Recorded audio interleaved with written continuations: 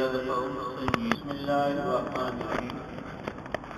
نحمده ونصلي ونسلم على رسوله الكريم أما بعد بسم الله الرحمن الرحيم وقال النبي صلى الله عليه وسلم إنما الأعمال بالنيات وإنما لامرئ ما نوى فمن كانت هجرته إلى الله ورسوله فهجرته إلى الله ورسوله ومن كانت هجرته إلى دنيا يصيبها أو امرأة يتزوجها فهجرته إلى ما هاجر إليه أو كما قال عليه الصلاة والسلام. میرے دوستوں بزرگوں، یہ تو مصطفیٰ فرما رہے تھے ہمارے مدارس کی جو ابتدا ہوتی ہے وہ شوال سے ہوتی ہے اور شعبان کے اندر پڑھائی کا کتابوں والوں کا اختتام ہو جاتا ہے، تو مجلس ذکر کی بھی دوبارہ ابتدا شوال سے ہو رہی ہے اور درمیان میں شعبان رمضان کے اندر کچھ انقطاع ہو جاتا ہے. اب انشاءاللہ پورا سال باقاعدگی کے ساتھ ماہانہ انشاءاللہ مجلس ذکر رہے گی. تو چونکہ سال کی ابتدا ہے مدارس کے بھی مجالس ذکر کی بھی، اس لیے بنیادی بات جو اپنے دل و دماغ میں بٹھانے کی ہے وہ یہ کہ ہر عمل کے اندر اللہ کو راضی کرنے کے جذب ہمارے دل میں ہوں، اللہ کی رضا مقصود ہو، اللہ کو خوش کرنا مقصود ہو. جو بھی ہم عمل کرے اس کے اندر دل سے بھی اللہ کی رضا کی نیت کیا کرے، زبان سے بھی ہم کہا کریں اے اللہ تجھے راضی کرنے کے لیے کر رہا ہوں. زبان اور دل کی موافقت جب ہو جاتی ہے پھر اللہ اخلاص سے کامل نصیب فرماتے ہیں. حدیث پاک کا حکم ہے بہت سارے لوگ بہت بڑے اعمال لے کے آئیں گے، پہاڑوں کے برابر قیامت کے دن اعمال لے کے آئیں گے، لیکن ریاکاری دکھلاوے شہرت کے لیے کیے ہوں گے، اللہ کو راضی کرنے کے جذبوں سے نہیں کیے ہوں گے. رب العزت فرمائیں گے جن لوگوں کو دکھلاوے کے لیے ریاکاری کے لیے تم نے اعمال کیے تھے، آج ان سے بدلہ لے لو، ہمارے دربار میں کوئی بدلہ نہیں. اور نامہ اعمال میں جب ان کا وزن کیا جائے گا تو وہ روئی کے گالوں کی طرح فضا میں بکھر جائیں گے، ایک ذرہ برابر بھی ان کا وزن نہیں پڑے گا. عمل بڑے کیے پہاڑوں کے برابر، لیکن اللہ کو راضی کرنے کے لیے نہیں کیے، اللہ کو راضی کرنے کے جذبے دل میں نہیں دکھائے، وہ سارے کے سارے اعمال ضائع ہو جائیں گے. اور کچھ لوگ ایسے بھی ہوں گے، حدیث پاک کا حکم ہے کہ کھجور کے برابر اللہ کی رضا کے لیے صدقہ کیا ہوگا، اللہ اس کو بڑھا چڑھا کر قیامت کے دن پہاڑوں کے برابر لائے گئے اور نامہ اعمال میں میزان میں جب تولا جائے گا پہاڑوں کے برابر ان کا وزن ہوگا. یہ بندہ حیران رہ جائے گا، میں نے تو اتنا بڑا عمل کیا نہیں، یہ اتنا بڑے عمل کہاں سے آ گئے. کہا جائے گا تو نے اللہ کو راضی کرنے کے جذبوں سے کیا تھا، اس اللہ نے اتنی قدردانی کی ہے جو اس کو 100% اللہ کو راضی کرنے کے لیے کیا تھا. اللہ نے آج اس عمل کو بڑھا چڑھا کر پہاڑوں کے برابر ثواب دیا ہے. اور حدیث پاک کا مفہوم ہے جیسے آدمی محبت سے شوق سے بچے کو پالتا ہے گھوڑی کے بچے کو، ایسے ہی رب العزت جو اللہ کو راضی کرنے کے لیے کیا ہو اللہ اس کو ایسے پالتے پالتے پہاڑوں کے برابر اس کو کر دیں گے اور قیامت کے دن اس پر ثواب عطا فرمائیں گے. حضرت امام بخاری رحمہ اللہ نے صاحب مشکات نے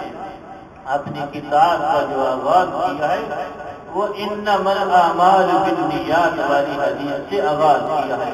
کہ اعمال کا دار و مدار نیتوں پر ہے۔ اشارہ کیا ہے اے بخاری شریف پڑھنے والے، حدیث کے اسرار پڑھنے والے، اپنے دل میں اللہ کو راضی کرنے کے جذبے بٹھا لے، اللہ کی رضا کے جذبے بٹھا لے۔ پھر بخاری کی ہے ایک حدیث سے، مشکاہ شریف کی ہے ایک حدیث سے، حدیث کی کتب کی ہے ایک حدیث سے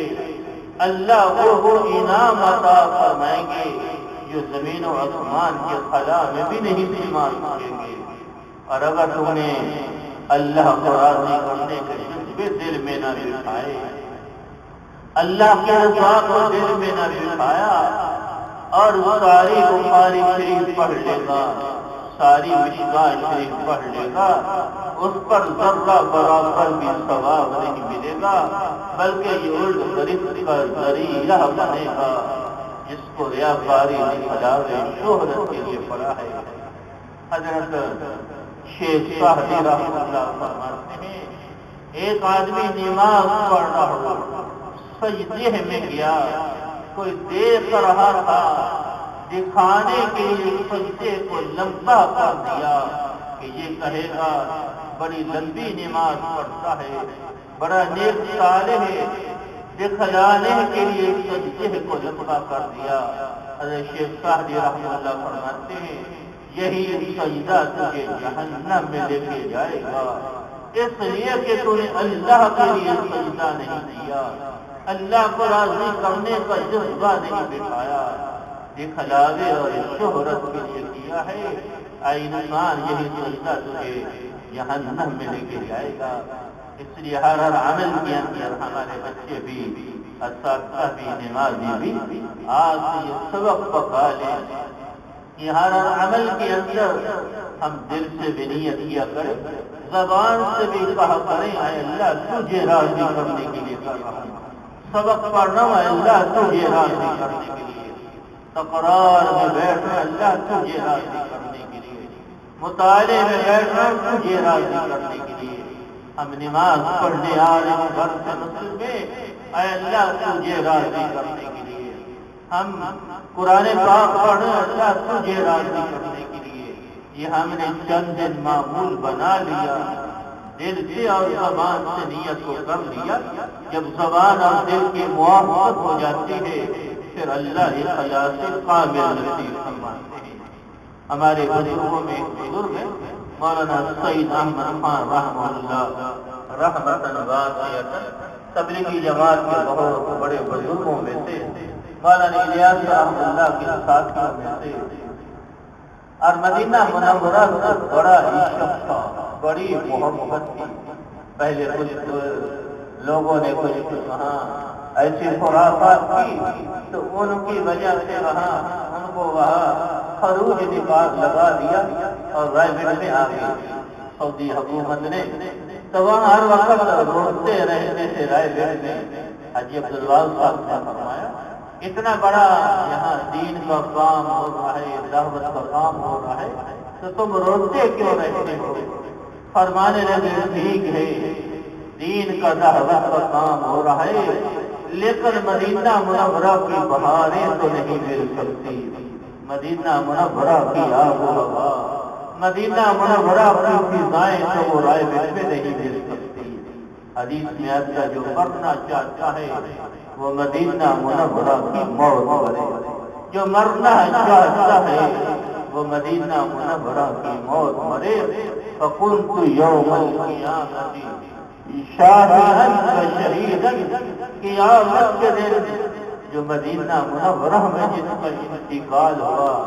حضور پاک صلی اللہ علیہ وسلم فرما رہے ہیں میں اس کے شفاعتی بھی بنوں گا، اس کے ایمان کا گواہ بھی بنوں گا، اس کے لیے گواہ بھی بنوں گا، شفاعتی بھی بنوں گا۔ ان کو مدینہ منورہ سے بڑا عشق تھا۔ پھر دوبارہ سعودی حکومت نے بلا لیا، پھر وہی مدینہ منورہ میں انتقال ہوا۔ آج جنت البقیع میں صحابہ کے قدموں میں آرام فرما رہے ہیں۔ جس کو جتنا مدینہ منورہ سے عشق ہوتا ہے اللہ اتنا ہی نوازتے ہیں۔ ہمارے بہت سارے اکابرین وہاں مدینہ منورہ میں انتقال ہوا اور صحابہ کے قدموں میں آج آرام فرما رہے ہیں۔ حدیث پاک میں آتا ہے جو مرنا چاہتا ہے وہ مدینہ منورہ کی موت مرے، قیامت کے دن میری شفاعت اور گواہ بنوں گا۔ ایک حدیث میں آتا ہے میرا ہر صحابی قیامت کے دن روشن مینارے کی طرح اٹھے گا اور سینکڑوں ہزاروں لاکھوں کا قائد بن کر کے جنت میں جا رہا ہوگا۔ اس لیے جس کو صحابہ کے قدموں میں جگہ مل گئی اس کو دنیا میں جنت مل گئی۔ ان کا قول سنا فرمائے جو آدمی تین نیتوں کے ساتھ عمل کر لے گا اللہ اس کو سارے انسانیت کی ہدایت کا ذریعہ بنائیں گے، اس عمل کے اثرات پوری دنیا میں پہنچائیں گے۔ تو آج سے ہم سارے معمول بنا لیں، ہمارے نمازی بھی، طلباء بھی، اساتذہ بھی، ایک تو پہلی ہم نیت کیا کریں یا اللہ جو میں پڑھ رہا ہوں پڑھا رہا ہوں، جو میں دین کا کام کر رہا ہوں، اس کی برکت سے مجھ سے راضی ہو جا اور مجلس والوں سے راضی ہو جا اور پورے عالم میں اس کے اثرات پہنچا کر پورے عالم سے راضی ہو جا۔ یہ اللہ کی رضا اللہ کو خوش کرنے کے لیے۔ دوسری ہم نیت کیا کریں یا اللہ جو میں پڑھ رہا ہوں پڑھا رہا ہوں دین کا کام کر رہا ہوں اس کو میری ہدایت کا ذریعہ اور سبب بنا اور مجلس والوں کی ہدایت کا ذریعہ اور سبب بنا اور پورے عالم کے اندر اس کے اثرات پہنچا کر پورے عالم کی ہدایت کا ذریعہ اور سبب بنا۔ اور تیسری نیت کیا کرے یا اللہ جو میں پڑھ رہا ہوں پڑھا رہا ہوں دین کا کام کر رہا ہوں اس پر مجھے عمل کی توفیق عطا فرما اور اس کا نور نصیب فرما اور مجلس والوں کو عمل کی توفیق عطا فرما اور نور نصیب فرما اور پورے عالم کے اندر اس کے اثرات پہنچا کر پورے عالم کو عمل کی توفیق عطا فرما اور اس کا نور نصیب فرما۔ یہ ہم نے اگر معمول بنا لیا صبح بھی، ظہر کے بعد بھی، مغرب کے بعد بھی، انشاءاللہ اخلاص کامل نصیب ہوگا۔ پھر 24 گھنٹے ہمارے دلوں کا رخ اللہ کی طرف متوجہ ہوگا، پھر خوشیوں میں بھی ہمارا دل اللہ کی طرف متوجہ ہوگا، پریشانیوں اور غموں میں بھی دل اللہ کی طرف متوجہ ہوگا۔ تو آج یہ سبق ہم سب کا کہ ہم نے ہر حال میں اللہ کو راضی کرنے کے جذبے دل میں بٹھانے ہیں۔ یہ ہم نے جذبے بٹھا لیے پھر انشاءاللہ چھوٹا سا عمل ہوگا اللہ اس کو پہاڑوں کے برابر ثواب عطا فرمائیں گے۔ ہمارے اکابرین کے اندر ایسا اخلاص تھا، ایسا تقویٰ تھا کہ غیر اللہ کی طرف ان کی نگاہ کبھی اٹھتی نہیں تھی۔ ایک چھوٹا سا واقعہ سنا کے ختم کرتے ہیں۔ حضرت شیخ الہند رحمۃ اللہ جو استاد ہیں حضرت تھانوی رحمۃ اللہ کی، حضرت تھانوی رحمۃ اللہ انڈیا میں کانپور ایک جگہ ہے وہاں ان کی خانقاہ تھی، مدرسہ تھا، وہاں رہتے تھے اور حضرت شیخ الہند رحمۃ اللہ کو وہاں بلایا۔ وہاں کانپور کے اندر بڑے بڑے علماء تھے لیکن وہ دوسرے فلسفی منطقی اس قسم کے علماء اور وہاں یہ مشہور تھا علماء دیوبند کو قرآن و حدیث میں علوم نقلیہ میں تو مہارت حاصل ہے، علوم عقلیہ میں ان کو مہارت حاصل نہیں، منطق فلسفہ معانی میں ان کو مہارت حاصل نہیں۔ یہ وہاں کے علماء کے ہاں چرچا تھا کہ علماء دیوبند کو علوم عقلیہ میں تو مہارت حاصل نہیں ہے اور علوم نقلیہ میں قرآن و حدیث میں کو مہارت حاصل ہے، لیکن اللہ نے ہمارے اکابرین میں سے ہر ایک کو درخشندہ ستارہ بنایا ہوا تھا۔ ہر ہمارے اکابر میں سے ہر اپنی مثال آپ تھا، نہ علوم نقلیہ میں ان کی کوئی مثال ملتی تھی، نہ علوم عقلیہ میں ان کو کوئی مثال نہیں ملتا تھا۔ حضرت تھانوی رحمۃ اللہ نے شیخ الہند رحمۃ اللہ کو بلایا، وہاں بیان رکھایا تو حضرت شیخ الہند رحمۃ اللہ بیان کر رہے تھے، علوم عقلیہ پہ ایسا زبردست دلائل دے رہے تھے، بیان کر رہے تھے، مجلس والے بھی اشک کر رہے تھے۔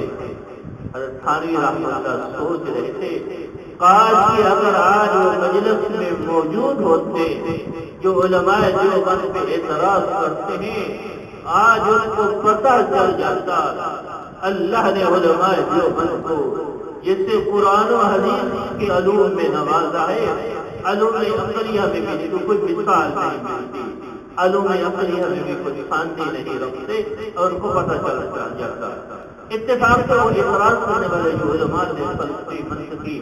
وہ بھی مجلس میں آ گئے۔ حضرت شیخ الاسلام بیان کر رہے تھے، جب آ کر بیٹھے حضرت شیخ رحمہ اللہ نے جملہ بھی مکمل نہیں کیا، وہ جملہ درمیان میں ادھورا چھوڑا اور ممبر سے اتر گئے اور دعا کرا۔ حضرت تھانوی رحمہ اللہ بڑے پریشان ہوئے، بعد میں عرض کی حضرت آج تو موقع ملا تھا ان کے اعتراض ختم ہونے کا، جو علماء دیوبند پہ اعتراض کرتے تھے کہ علوم عقلیہ میں ان کو مہارت حاصل نہیں تھی، آپ علوم عقلیہ پہ ایسے زبردست دلائل دے رہے تھے، گفتگو فرما رہے تھے کہ مجلس والے بے حیران تھے، ان کو آج پتہ چل جانا تھا جسے اللہ نے علماء دیوبند کو علوم نقلیہ میں قرآن و حدیث میں نوازا ہے، علوم عقلیہ میں بھی ایسے نوازا ہے۔ حضرت شیخ رحمہ اللہ فرمانے لگے، جب وہ آئے مجلس میں میرے دل میں بھی یہی خیال پیدا ہوا کہ آج ان کو پتہ چل جائے گا کہ علماء دیوبند کو علوم نقلیہ میں اور علوم عقلیہ میں کتنی مہارت حاصل ہے، آج ان کا اعتراض ختم ہو جائے گا۔ جب وہ بیٹھے میرے دل میں خیال پیدا ہوا، میں نے وہ آدھا جملہ کہیں چھوڑ دیا، جملہ بھی مکمل نہیں کیا۔ اگر جملہ مکمل کرتا وہ آدھا جملہ ریاکاری کا بن جاتا، وہ دکھلاوے شہرت کا بن جاتا، غیر اللہ کا ہی آدھا جملہ بن جاتا۔ اس لیے میں بیٹھ کر وہی دعا کرتی، اللہ نے ہمارے اکابر کو ایسا اخلاص نصیب فرمایا ہوا تھا، اللہ کرے ہمیں بھی اخلاص کا وافر حصہ اللہ ہمیں بھی نصیب فرمائے۔ ہر حال میں اب بہت ہمیں سبق کو یاد رکھنا ہے، ہر حال میں ہمارے دلوں کا رخ اللہ کی طرف ہو، جس سے بھی اللہ کو راضی کرنے کے جذبے بٹھانے اور زبان سے بھی کہنا ہے اللہ تجھے راضی کرنے کے لیے کر رہا ہوں، پھر انشاءاللہ اخلاص سے کامل نصیب ہوگا۔ اللہ رب العزت مجھے اور آپ عمل کی توفیق عطا فرمائے۔ یا رب